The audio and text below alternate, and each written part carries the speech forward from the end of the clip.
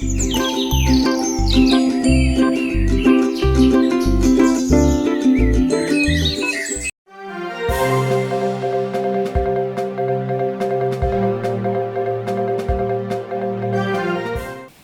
hoy queremos dar a conocer una sentencia del Juzgado de lo Social número 2 de Albacete de 30 de junio del 2021.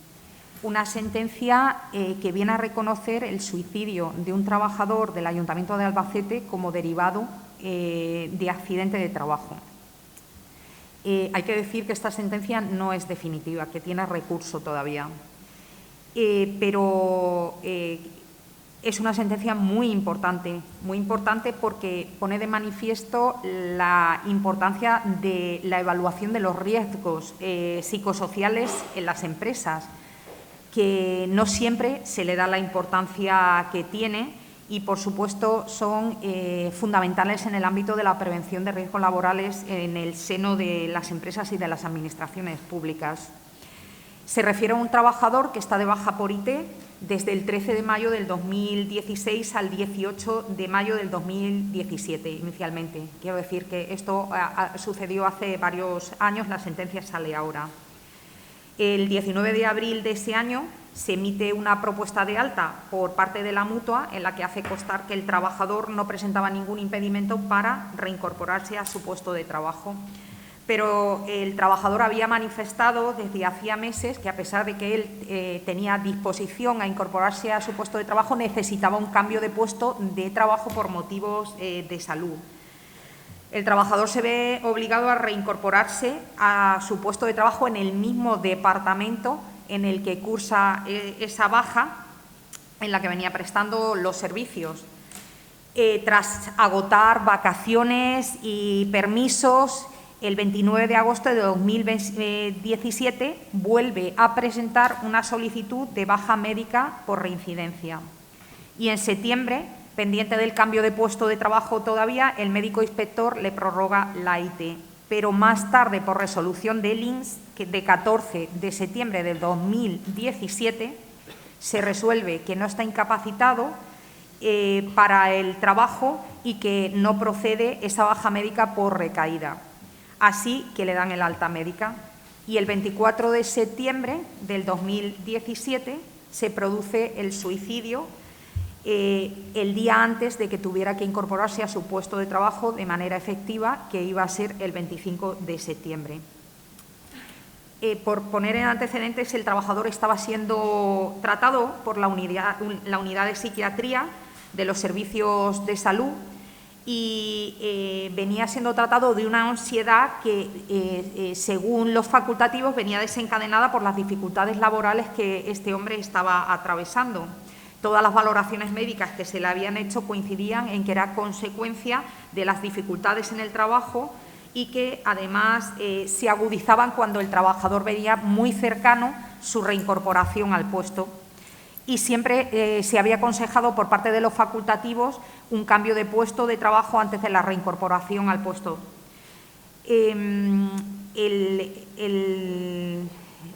5 de septiembre la mutua le declara apto, pero sí que le recomienda valorar el puesto de trabajo. Pero hay que decir que el servicio de prevención del ayuntamiento contesta a esa petición de cambio de puesto de trabajo.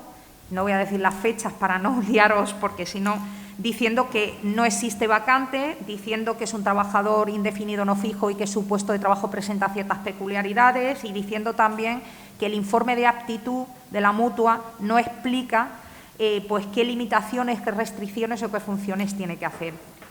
Y esto lo pongo de manifiesto porque yo creo que los servicios de salud, los servicios de prevención de riesgos laborales de las empresas y de las administraciones públicas tienen que funcionar con más celeridad de la que lo hicieron en este caso y tienen que ser más ágiles para que no se demoren en situaciones o en procedimientos de incapacidad temporal como el que ocurrió en este caso y evitar situaciones, esta es la más extrema, pero situaciones como esta derivadas pues, de un posible acoso en el puesto de trabajo o de otras situaciones que derivan en consecuencias drásticas para los trabajadores. En este caso, el cambio de puesto de trabajo no se produjo.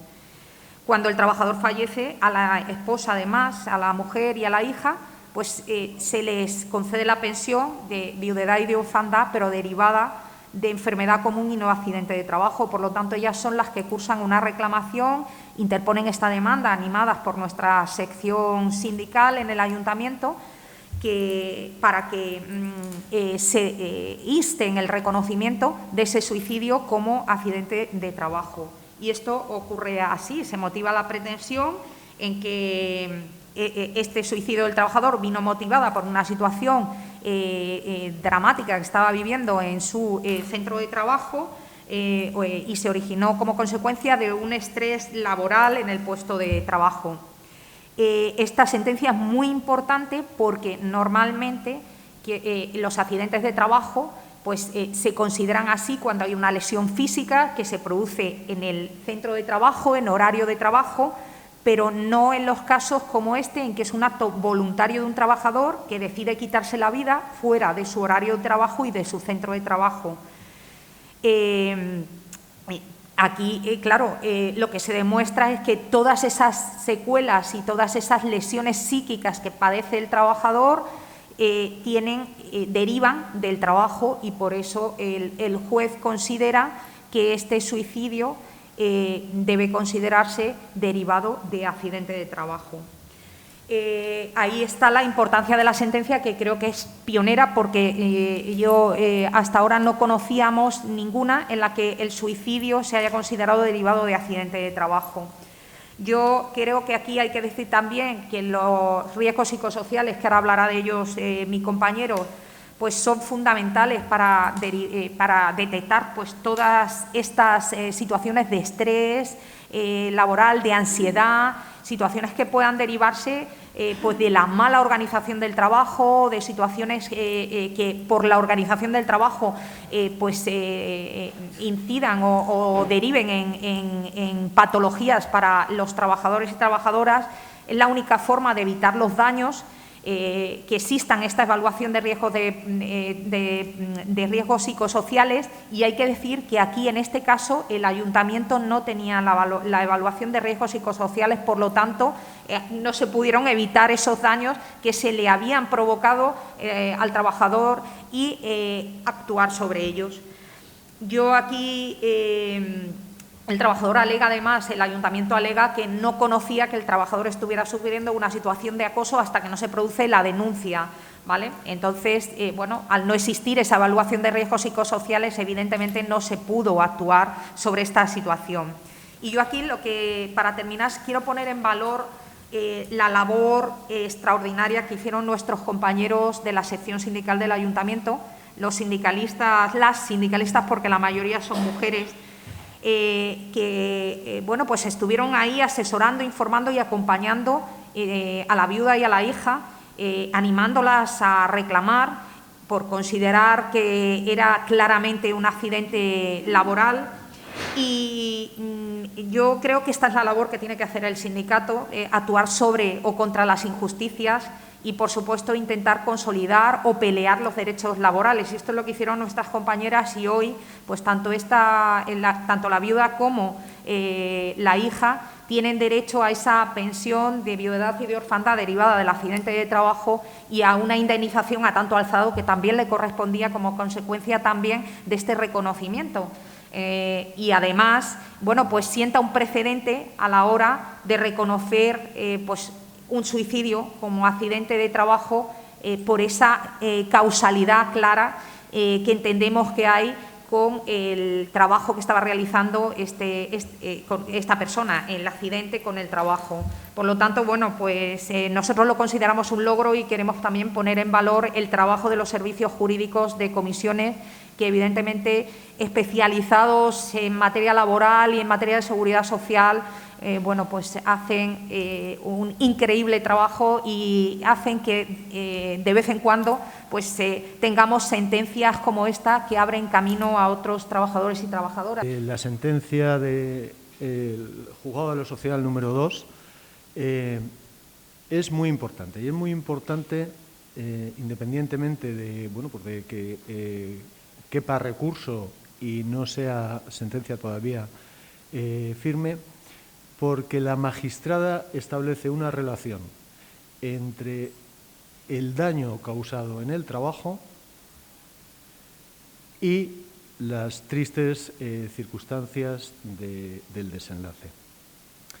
La Ley de Prevención de Riesgos Laborales es muy clara a este respecto. Reconoce el derecho de las trabajadoras y de los trabajadores a una protección eficaz de su seguridad y de su salud en el desempeño de su trabajo. Con respecto a la cuestión de los riesgos psicosociales, la misma ley habla de la condición de trabajo como cualquier característica que pueda tener una influencia o constituir un riesgo en el desempeño o en el desarrollo de la labor profesional. Los factores psicosociales, y cuando hablamos de factores psicosociales, hablamos de cualquier condición que pueda afectar al bienestar físico, psíquico o social de las trabajadoras y de los trabajadores. La cuestión de los riesgos psicosociales es que hay múltiples factores que pueden afectar a la salud y tener distintas consecuencias. En este amplio espectro, por señalar algunas, podemos hablar del contenido de trabajo, la carga, los horarios, la participación, la organización del centro, el liderazgo de los gestores, las relaciones con compañeros y con superiores, la comunicación, la información, el apoyo social, la existencia o riesgo de acoso, etcétera, etcétera, etcétera. Es un abanico muy amplio que hay que abordar desde tres ejes fundamentales: la prevención, la protección y el tratamiento. Cuando hablamos de prevención, se trata de evitar todos los riesgos y de evaluar aquellos que no se puedan evitar para hacer que la incidencia en la salud de las trabajadoras y de los trabajadores sea la mínima. En la práctica estamos hablando de la evaluación de riesgos psicosociales, a la que la ley obliga, y obliga a las administraciones públicas y a las empresas, y debe estar realizada en todos los centros de trabajo. Y más allá de que se haga esta evaluación, lo importante son las medidas que derivan de esta evaluación para la prevención de esos riesgos. No basta con tener hecha una evaluación de riesgos psicosociales, que a menudo en la Administración de Castilla-La Mancha vemos y comprobamos que están hechas, pero están en un cajón, por si viene la inspección decir que la tenemos hecha. Esas medidas hay que trasladarlas a los centros, con todas las cuestiones organizativas que sean precisas y que se fundamenten en esa evaluación que han hecho los técnicos de prevención de riesgos laborales, con la participación de los delegados y delegadas de salud de los distintos sindicatos. En segundo lugar, el tema de la protección. La protección pasa por la aplicación de esas medidas, por la implantación de protocolos específicos, como puede ser el protocolo de acoso sexual o el protocolo de acoso laboral, y por la denuncia ante la Inspección de Trabajo o la justicia de aquellas circunstancias que puedan vulnerar el derecho a la salud y seguridad de las trabajadoras y de los trabajadores. Y el tercer eje al que nos referíamos es el del tratamiento. Efectivamente, el tratamiento psicológico a las personas que han sufrido algún daño como consecuencia de un riesgo psicosocial. Pero el tratamiento, aun siendo efectivo, no puede ser la solución cuando la prevención y la protección no se garantizan.